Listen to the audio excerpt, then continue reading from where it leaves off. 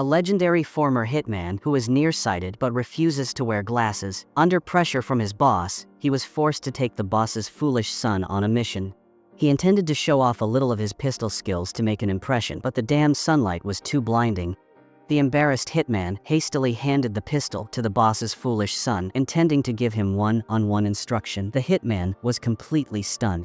Is this really someone shooting a gun for the first time? Feeling that he had lost face, he angrily turned to leave. What kind of sparks will these two completely different people create?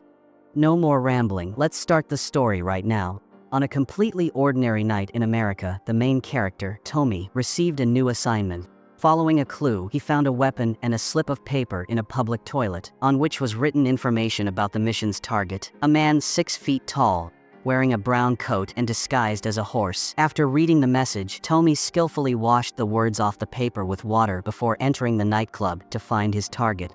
Tommy's hawk-like eyes scanned every face, and very quickly, he locked onto tonight's assassination target. With that long-snouted mask on his head, it had to be him, no doubt about it.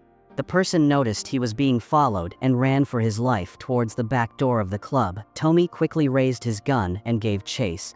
He pursued relentlessly, finally cornering the person in a dead-end alley. Seeing no escape, the person immediately turned around to explain that Tommy had definitely gotten the wrong man. It turns out that with age, Tommy's eyes weren't as good as they used to be. The other person quickly took off the mask and continued to explain, saying he was the cousin of the wife of Freddy, the biggest local triad boss. But Tommy didn't believe him at all, thinking he was just trying to intimidate him. In the end, he blew the man's head off. However, when Tommy got closer for a better look, he saw clearly that the target was indeed wearing a horse mask. It turned out the target Tommy was supposed to kill tonight was sitting in the most hidden corner of the nightclub. And what was worse, the man he had mistakenly killed was indeed the cousin of Freddy's wife, a triad boss himself. This time, Tommy had gotten himself into big trouble. Afterward, he hurried to find his boss to ask for help. By this time, the boss already knew the whole story, his face pale as he berated him for causing such a huge disaster. The boss angrily warned Tommy that Freddy would not let this go, while also sharply reminding him it was time to get his eyes checked. Tommy stubbornly swore he didn't need glasses, but any excuse was too late now. The organization didn't deny Tommy's contributions over the years, but no one can defeat time. Tommy needed to know when to let go. Just then, the order-taking software suddenly announced a new order, a kill order on Tommy with a bounty of up to £1 million. The boss advised him that it would be best to leave London tonight to save his life. Tommy thought it over simply and decided to leave, but he asked the boss to buy him a little more time. He still had a few things weighing on his mind. The boss agreed to help Tommy stall for time. And so, Tommy quickly went to his ex-wife's house. It's just that the moment his ex-wife saw him, she saw trouble. She thought that since Tommy had clearly lost his visitation rights, he shouldn't come and bother them. But seeing Tommy's tired and stubborn face, the ex-wife's heart softened for a moment, and in the end, she still agreed to let him see his son. Tommy sadly told his son that he had done something stupid and needed to leave for a while. The boy replied nonchalantly that his mother had said everything his dad did was stupid. Although the content of the conversation was a bit heartbreaking for Tommy, it was, at any rate, considered an official farewell. After that, Tommy took a flight to Los Angeles to live. Some time later, he started working for a new boss, Benson. That day, Tommy was stuck in traffic when he got a call from Benson. Benson ordered him to eliminate an old acquaintance, adding that the target thought he was partnering with Tommy for a mission and would be completely off guard. Benson demanded Tommy get it done quickly and cleanly. Although Tommy was a bit reluctant, he still followed the request and picked up the old acquaintance, Hamish. The two had worked together once before, so he wasn't very wary of Tommy. Along the way, they even chatted about old times. While chatting, Hamish suddenly warned Tommy to watch out for a tree branch ahead. As it turned out, Tommy still drove right over it. Thanks to his professional instincts, Hamish immediately understood that Tommy was there to kill him today. Hamish didn't let it show on his face, but quietly drew his gun. Next, he yanked the handbrake and struggled with Tommy right there in the car. The car braked suddenly and stopped on the side of the road. Hamish hurriedly got out of the car and ran for his life. It's just a shame that Tommy wouldn't let him go. The two of them, one in front of the other, ran into a plant nursery. In the end, Hamish was unlucky enough to trip and fall, was caught by Tommy, and had a gun pointed at his temple. Hamish intended to beg for his life, but Tommy was completely unmoved.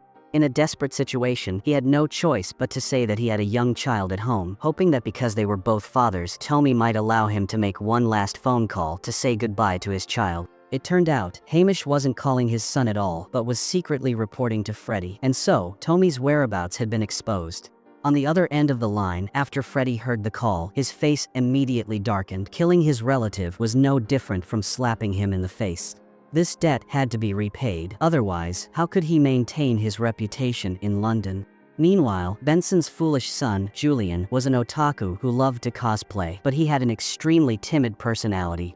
Even when going out to activities organized by friends, Julian was bullied by school thugs. Even when someone stepped in to intervene, by the time he got home, Julian's pants had still been intentionally stolen by the bullies. Julian still had the idea of having his father help him get even. Benson looked at his useless son, completely speechless in his heart. "I have tried to teach you countless times that you have to solve your own problems." Originally, their clan had wandered for many years in the desert. It was because of their indomitable spirit that they were chosen by the Egyptians. If Julian can't even deal with some teenage thugs, then when he takes over the family business, how will he be capable enough to deal with the big shots? Therefore, Benson demanded that Julian solve his own problem. Not long after, Tommy completed his mission and drove back to his hideout. After calling to report to Benson, he was told to come to the house to collect his payment. It's just that Tommy found it hard to calm down. He was a little afraid that Freddie would really come after him. Tommy went to Benson's house to get his pay, but Benson advised Tommy to use the money to get a better car instead. As he spoke, he handed Tommy a stack of letters. These were all letters sent by his ex-wife. It turned out his ex-wife had decided to remarry, and she told Tommy to stop sending his dirty money and letters. For the past year, Tommy had scrimped and saved to send money to his ex-wife, only to have her refuse to accept a single cent. This cruel truth dealt Tommy a heavy blow. Benson, standing beside him, advised him to go back to London and see how things were. Tommy immediately said he couldn't just go back easily. He had mistakenly killed the cousin of a triad boss's wife, and that guy was someone who valued family greatly. If Tommy dared to fly back to London, he feared he would be gunned down by the boss's men the moment he stepped off the plane. Therefore, Tommy asked Benson if he had any connections that could help him get back to London to see his son. Benson replied that pulling strings wasn't an easy matter. It required taking on favors that were hard to repay. He wasn't a philanthropist. There was no need to mobilize for an employee. However, if Tommy was willing to do him a favor, Benson would agree to help him return to London. At this moment, Julian was hiding in his bedroom, watching Bear Man. Just as he was getting engrossed, his old man suddenly barged into the room without knocking. Although Julian quickly covered the screen, Benson still noticed something was off. After finding out what the hell his son was watching, he was truly boiling with rage. He directly swung the keyboard and smashed the screen, scaring Julian, who quickly ran out of the bedroom. Once he had calmed down, Benson told Tommy the terms of the deal. He needs to become a real man, and a man needs to work. Therefore, he will go on the next mission with you. Before Tommy could even react, Benson had already made the decision on his own. He then provided the target information to Tommy and his son. The target's name was Alistair. Also, a former professional hitman, Benson described him as a phantom who appeared and disappeared like a ghost, had never failed, and fighting 1 against 10 was a small matter. Hearing such an absurd description, Tommy quickly cut Benson off and said he recognized the man. Alistair used to be one of Europe's top hitmen, but hadn't he gone insane a few years ago? Only then did Benson stop his embellishments and say that a few days ago, Alistair, for some crazy reason, decided to confess all his crimes to the police, including several murders he had carried out for Benson and his associates. Fortunately, because of Alistair's absurd actions, the police didn't immediately believe his testimony. Yesterday, Alistair's brother just picked him up from the police station. Benson needed the two of them to kill Alistair and leave no loose ends. Furthermore, Benson provided another clue to find the two brothers' whereabouts. An informant was staying at a motel. Benson demanded that after getting the clue, they take care of the informant as well. After laying out the mission details, no matter how reluctant Tommy was, he had to take Julian along for the job. Before they left, Benson specifically instructed Tommy that he must let his son pull the trigger to kill the target himself. Just as the two were about to leave, Tommy told Julian to put his backpack in the trunk, but the trunk was already full, so the lid wouldn't close. At that very moment, Julian's goddess came to say goodbye to him. Seeing that Julian seemed to be going away for a while, she asked if he was planning to miss the cosplay gathering tomorrow. At this point, Tommy impatiently honked the horn, repeatedly rushing Julian to hurry up. Julian had no choice but to quickly say goodbye to his goddess, then angrily threw Tommy's backpack out, before stuffing his own backpack in and closing the trunk. Tommy, completely unaware, immediately started the car and set off. On the way, the relationship between the two, just getting started, was still very distant. Tommy didn't seem to like Julian, so he always found every little gesture of the boys to be an eyesore. The atmosphere in the car became awkward for a moment, so Julian took the initiative to start a conversation, but Tommy didn't say much in reply.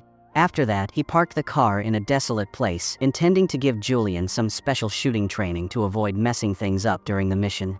But unexpectedly, because of his eye problem, Tommy didn't hit a single shot. On the contrary, Julian, with his ordinary appearance, turned out to be a sharpshooter who hit the mark every time. As night fell, the two drove to the motel that Benson had mentioned. Tommy carried his bag to the door of the target's room. Before taking action, he warned Julian that once inside, all actions must follow his command. Then, he tricked the target into opening the door. The moment the door opened, Tommy immediately rushed in and subdued the target. Julian followed, pointing his gun at the target. It's just that, because it was his first time in action, Julian appeared extremely amateurish. The moment he raised his hand, he dropped the magazine. Fortunately, Tommy was still in control of the situation. Under his threat, the target quickly said that Alistair's brother would be meeting a Russian buyer tonight and typed the detailed address into Tommy's old-fashioned phone. Although the target had honestly given up the information, Tommy still had to follow Benson's order to take care of the informant as well. When he opened the bag, inside was not the chainsaw he had prepared earlier, but a cosplay costume. It was only then that he realized his bag had been thrown out by Julian. Just as the two were arguing, the target seized the opportunity to counterattack and knocked Tommy down. He then snatched the gun and cornered Julian in the bathroom. In the critical moment, it was Tommy who rushed in, pushed the opponent's head into the toilet, and finally drowned him. Although the process was a bit arduous, fortunately, the mission was completed. Afterwards, the two buried the target's body. After this mission, the relationship between the two also became closer. There was more trust and chemistry between them. They chatted for a bit, and Tommy learned that Julian was constantly being bullied by school thugs. He then called the boy over, preparing to teach him a dirty trick to poke the opponent's eyes directly, unexpectedly, and without giving them time to defend. Tommy explained the key points of the move to Julian in detail, demonstrating as he spoke. After the explanation, Tommy had Julian practice with him. At first, all of Julian's attacks were easily blocked by Tommy. Gradually, Tommy let his guard down a bit. As a result, Julian seized the opportunity and landed a hit. It turned out that Julian had been deliberately feigning weakness, just waiting for Tommy to relax his guard. It seems Julian really has a gift for being a hitman. But in another development, Freddy had proactively sought out Benson, expressing his desire to know Tommy's whereabouts. Initially, Benson intended to brush it off, but when Freddy said he was willing to offer a handsome reward, Benson immediately sold out his subordinate and his own son completely. Back to Tommy and Julian. The two drove to the transaction location the informant had mentioned earlier. Tommy's plan was to pose as the Russian buyer to meet Alistair's brother. To prepare for this, he even brought a securely locked suitcase. But inside there was no money, only a few invoices. Therefore, they needed to act quickly.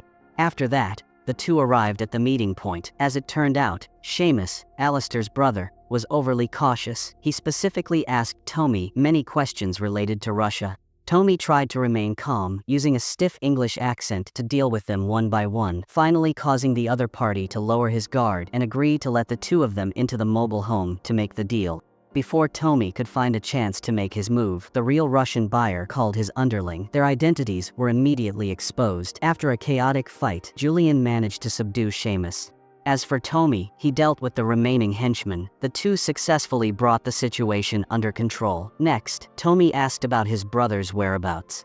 Seamus understood that the two wanted to kill his brother, so he hurriedly explained that his brother had lost his mind and wouldn't pose a threat to anyone.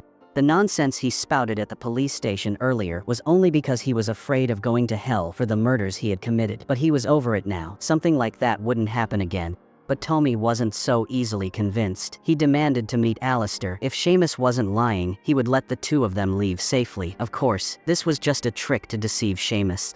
Seamus, a crafty old fox, naturally understood that as well. He pretended to agree and, taking advantage of a moment when Tommy let his guard down, seized the opportunity to rush outside and drive away to escape.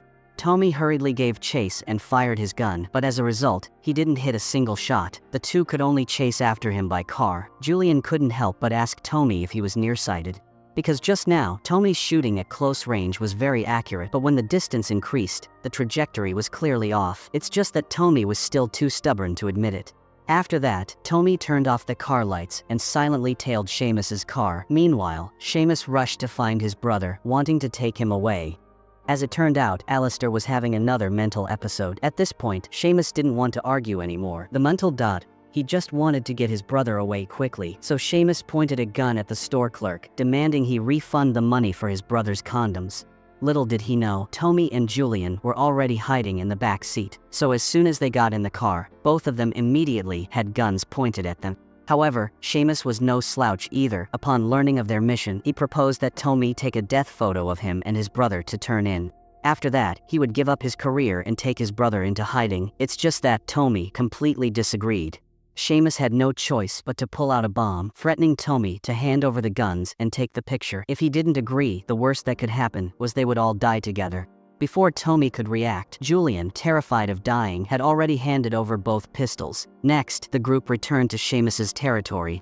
Seamus and his brother smeared blood on their faces while Julian arranged them to stage the photo. But after the photo was taken, Tommy still felt uneasy.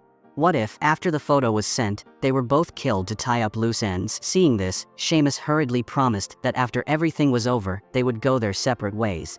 At this very moment, Julian suddenly went crazy and poked Seamus straight in the eye. This time, the deal had completely fallen apart. Tommy quickly grabbed Alistair as a hostage, demanded the guns back from Seamus, and swiftly counterattacked. The two sides immediately erupted into a fierce gunfight, while Julian seized the opportunity to run to the dead henchman's body, grabbed his prescription sunglasses, and threw them to Tommy, telling him to put them on quickly. The situation was now urgent. There was no room for Tommy's tantrums.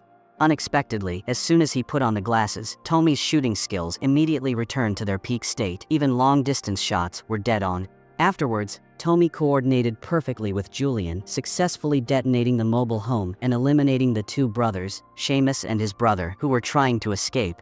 When they found Seamus, he was on his last breath. Alistair, in the sea of flames, was surely dead as well. Witnessing Seamus breathe his last, the two, considering the mission accomplished, happily drove back. They had no idea that not only was Alistair not dead, but the explosion had actually shocked him back to his senses. The next day, the two drove back to Julian's house. Benson greeted them both with extreme enthusiasm. Seeing the picture of Julian with the bodies of the two brothers, Benson almost shed a tear, exclaiming that his son had finally grown up. Afterwards, Benson found Tommy for a private talk, handing him a plane ticket to London for that night. Then he went to find his son. In a rare moment, he lavished praise on Julian, giving him the heirloom pistol left by his grandfather. Benson told his son he had just closed a big deal. The partner was none other than Freddy. All Julian had to do was bring Tommy to him, and the other party would hand over a shipment of weapons to Julian. It was clear he wanted Julian to sell out Tommy, but Julian refused his father's arrangement, saying that Tommy was his good friend. However, Benson immediately began to drive a wedge between Tommy and Julian, saying that Tommy had just been complaining to him, saying he just wished he could get away from this useless kid Julian sooner. Tommy also took all the credit for himself. Julian, not being very discerning, was immediately mesmerized by his father, believing that Tommy was indeed such a petty person. So Julian agreed with his father. Afterwards, with mixed feelings, he found Tommy and finally brought him before Freddy. The moment Tommy got out of the car, he was knocked unconscious by Freddy's men. When he woke up again, he had been taken back to his own shabby house. It was only then that Tommy realized he had been sold out by Julian and his father. Under Tommy's disappointed gaze, Julian walked out of the room step by step, but right at this moment, Alistair also arrived and killed Freddy's men. Seeing this scene, Julian hurriedly ran over to check. Overly worried for Tommy's safety, Julian picked up a gun and ran upstairs. It's just that, by this time, Alistair had already killed his way into the house and taken a henchman hostage. Both Alistair and Freddy wanted to kill Tommy for revenge, but their methods were very different. Freddy wanted to shoot him directly, while Alistair, due to his religious beliefs, felt that only through suicide could Tommy endure all the torment after death. The two absolutely could not compromise.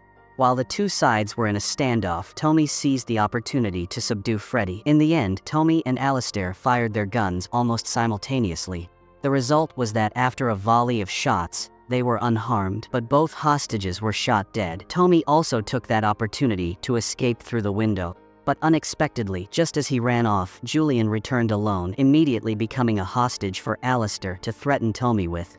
And so Tommy, who was just about to drive to the airport to return to London, received a call from Alistair midway, demanding he come to the place where he killed Seamus to meet. Otherwise, he would execute Julian on the spot. Despite being betrayed by Julian, Tommy held no hatred for the naive young man. Hanging up on Alistair, he immediately called Benson to explain the whole story, demanding that Benson quickly find a way to save his son. As it turned out, Benson only cared about the advance payment he had lost to Freddy and had no intention of saving Julian at all. He even said, "A real man solves his own problems," which drove Tommy mad with anger. With no other choice, he could only go to rescue him alone. Seeing this, Alistair didn't waste any words, declaring that as long as Tommy atoned for killing Seamus, he would let Julian go. The method of atonement was, of course, the same old way.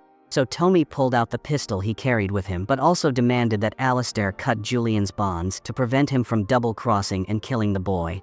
Next, Tommy slowly pointed the gun at his chest. With just one shot, he quickly stopped struggling. "Get up, you damn bastard. I know you're wearing a bulletproof vest." Seeing that Tommy still dared to play tricks, Alistair immediately pointed a gun at Tommy's head, forcing him this time to point the gun at his temple. Tommy had no choice but to comply. Julian hurriedly advised Tommy not to do anything foolish. Tommy just smiled at Julian. He said he was not a good husband or a good father. He was old, couldn't even kill people properly anymore. It wouldn't be a pity even if he died. "Don't listen to the crap your dad says about you anymore." After saying those heartfelt words, Tommy decisively pulled the trigger. As it turned out, the gun had no bullets. Alistair was almost driven mad by Tommy and hastily threw him a suitable bullet. But the next second, Julian seized the opportunity and kicked Alistair hard in the groin. Tommy also followed up with another shot. But just when they both thought the danger had been averted, the crazed Alistair stood up again. The two hurriedly hid behind a car to avoid the bullets. But hiding forever wasn't a solution. An idea sparked in Tommy's mind. He suddenly shouted out the words Seamus had said before he died. It turned out Alistair had been abused by his father. Hearing these words, he froze on the spot. But the very next second, Julian drove the car straight into him. Alistair was pinned between the two cars, with no chance of survival. The danger was finally over. The next day, Tommy and Julian participated in the live-action cosplay event. The two teamed up and brutally dealt with the group of school bullies. Afterwards, Tommy returned to London and applied for a job as a martial arts teacher at his son's school. Today's story ends here. Thank you for watching.